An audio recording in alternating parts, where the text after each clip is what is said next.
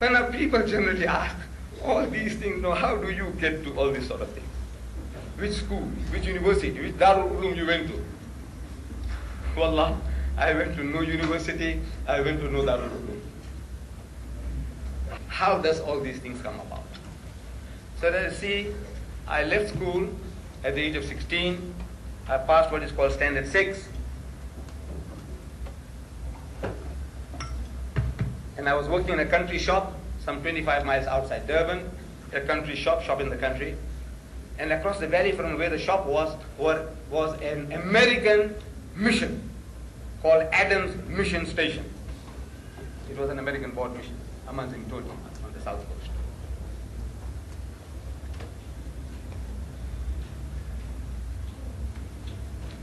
At this mission, the missionaries were being trained in comparative religion. And whatever they learned, they practiced on us in the shop. You see, I was a salesman selling sugar and salt, handkerchief, rice, things like that, little things. And all the other staff were like myself, all schoolboys, just left school. Cheap labor, you see. So we were there, and these missionaries, they come along, and they knock heads into us. The guy comes along, he says, well, he's buying his things, but he says, Muhammad has so many wives. I know nothing about that. Really, I knew nothing about that. He says, Muhammad, he copied his book, the Quran, from the Jews and the Christians. I know nothing about that. He says, Islam was spread at the point of the sword. I know nothing about that. The only knowledge I had about Islam, as well as my companions, was that we read the Kalima. If I ever met any one of you then, and you say you're a Muslim, I say, can you read the Kalima? He said, yes. I said, come on, read. So he said, La ilaha illallah Muhammad Rasulullah. I said, right. Pass. That's how I passed, and I passed everybody. You read the Kalima, you're Muslim. What that meant, I didn't know. Wallah, I didn't know. I read it, that's a formula, magic formula, I'm a Muslim. I knew the way my father prayed, I prayed. The way he made wudu, I make wudu. The way he fasted, I fasted. I knew all that. But what about Islam? I knew nothing. What should I like to? And this is my people. This is what we were. We knew nothing. We were Muslims, we read the Kalima. So these people are making life miserable for us. They didn't know that they were creating a monster for themselves. That they didn't know. See? If they only knew, they'd regret that they say, why did we touch this guy? Should have left him alone. So, still time. Take your time. So what to do? Leave the job and run away?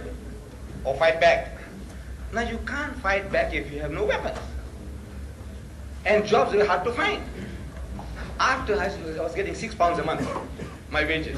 But at the end of the month, I didn't get the wages. I had to work another whole month to get the previous month's wages. That's how bad it was. What to do? So you great. What to do? Run away. But there's no way out. But I had a hunger for reading anything, everything, any rubbish will do. Read. It's a sickness. I had a sickness for reading. So one Sunday, nothing to do, I go into the boss's warehouse and rummaging through a pile of newspapers. I'm looking for some more readily, some nice reading material, like a magazine. We had something like the Farmer's Weekly, we had the Outspan, Personality. I'm looking for anything like that in the pile of newspapers. So I'm going through, putting the newspapers one side. If I find something, I put the other side. I said, this, I'll take it into my room and read them. And going through. And Allah is Musabbibul Asbab. He is the creator of opportunities. See how he does it. How Lenin found that book. Lenin, Karl Marx, Das Kapital. He was in prison and he read it. And he came out, he implemented it. One man. And today, 200 million, 1,000 million communists. Because one man read the book. This is what the potentiality of a book. This, I find a book, a worm-eaten book. Red cover, full of mildew. I take it up and start to sneeze. The book, it says, Izharul Haq. IZHARULHAQ. Izharul Haq. Sounds like Muslim. Izharul Haq. That's I have no knowledge about these things. Izharul Haq. Izharul Haq. It doesn't sound English, does it? No, to my mind, it is I-Z-H-A-R-U-L. Izharul H-A-Q. Izharul Haq. What is Izharul Haq? So I see in bracket, in small writing, it says the truth revealed. So maybe that means this. Let's see. So I open the book. And it is a book about the British conquest of India. My country.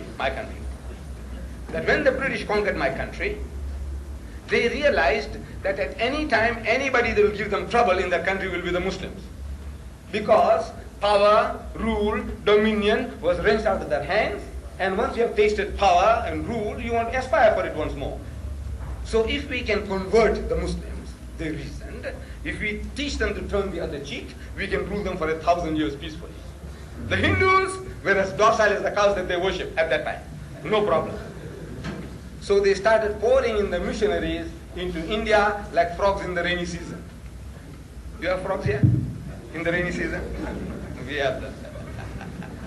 Like frogs in the rainy season. And they started challenging the Muslims to public debates. At first the Muslims were reluctant. You know, these are our rulers, and if we talk too much, if we argue too hard, they might send us to Kala Pani, those black waters in the Andaman Islands. Who wants to go there? So keep out of it. Keep out of trouble. And we have been emasculated too, to quite a long, great extent. The Muslims. You know, even now you find them all over the world, the Muslims. They're spiritless people, emasculated people, like castrated people. We're waiting for it to be slaughtered. This is the spirit of the Muslim. Any little thing the Muslim does, the Muslim gets terrified. I took out the pamphlet about the Pope and the Muslim gets terrified. Muslim, not the Christian, the Muslim gets terrified. Something has gone wrong with us. But that militancy has gone out of us. So it says, emasculate the Muslim, teach them to turn the other cheek, problem is solved. So now they come into India challenging the Muslims, and the Muslims don't want to debate, so they master our language. So in your language. First the excuse was that we don't know English. So right, it says in your language. And this is the beauty, the greatness of the Westerner. Wherever he goes, he learns the language of the native. Within 3 months, he masters your language and he speaks to you in your language. The Muslim hasn't got that. He comes to South Africa, to Natal, he learns Zulu in 3 months. He speaks to the Zulu in Zulu. He goes to Indonesia, he learns Indonesian. He goes to Arab countries, he learns Arabic. Wherever he goes, he masters your language. You go into somebody foreign country, in 50 years you don't learn his language. And I think an Arab saying goes, Man ta'allama lughata qawmin amana sharrahum. If you learn the language of a people, you will be able to avoid their vials, save yourself from their machinations. I'm able to do that to a great extent now. See? Born in India as a Britisher over 60 years ago, British subject. I have a British passport. When I was 9 years old, I know how many of you are Britishers for more than 60 years. I am.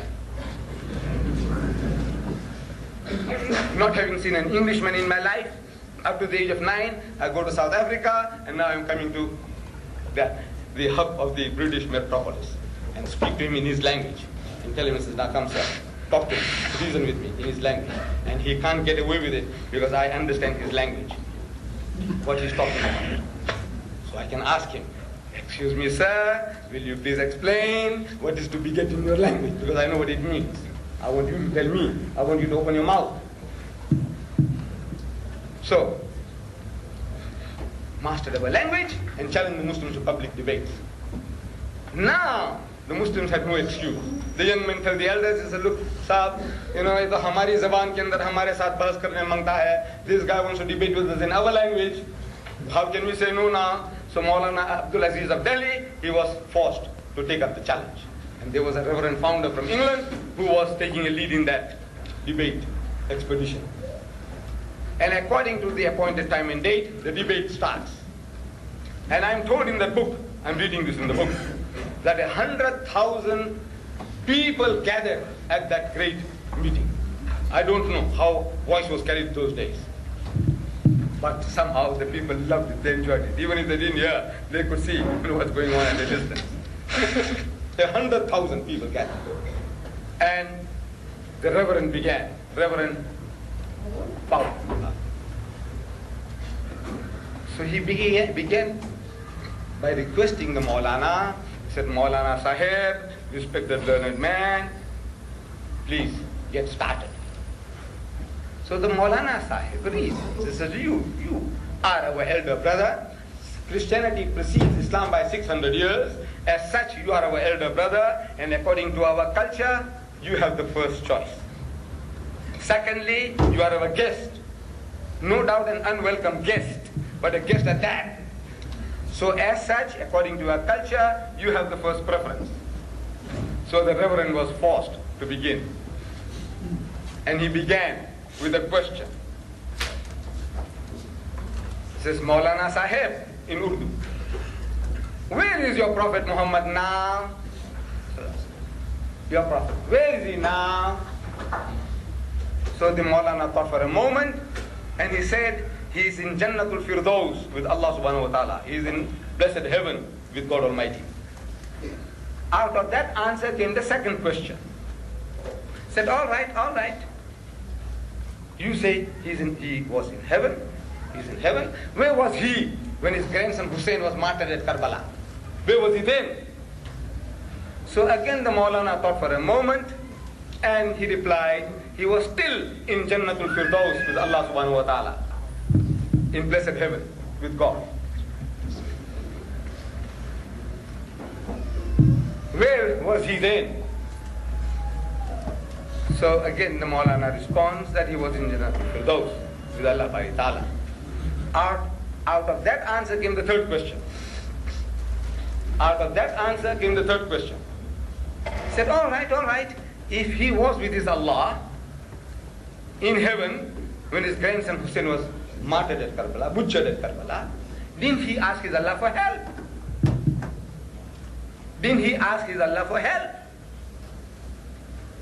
So there was a long pause. And the Reverend started beating his feet. He said, come on. Didn't he ask his Allah for help? If you have a big brother like this, and if somebody comes bullying me, haven't I got the right to say, brother, come, please, save me. Didn't he ask Allah for help? So after a long pause, the Maulana says, yes, he did. They said, what did he say? What did Allah say? Because we know he wasn't saved. And there was an inordinate pause. So the priest started beating his feet once more again. Come on. So the Maulana and the people felt the battle is gone. Battle is lost. Maulana ne humko mara diya. Khalas, he's finished that. Come on. So the Maulana said, Allah began to cry. So what? Allah cried? He said, yes, Allah cried. He said, I couldn't save my own son, Jesus. How can I save your grandson?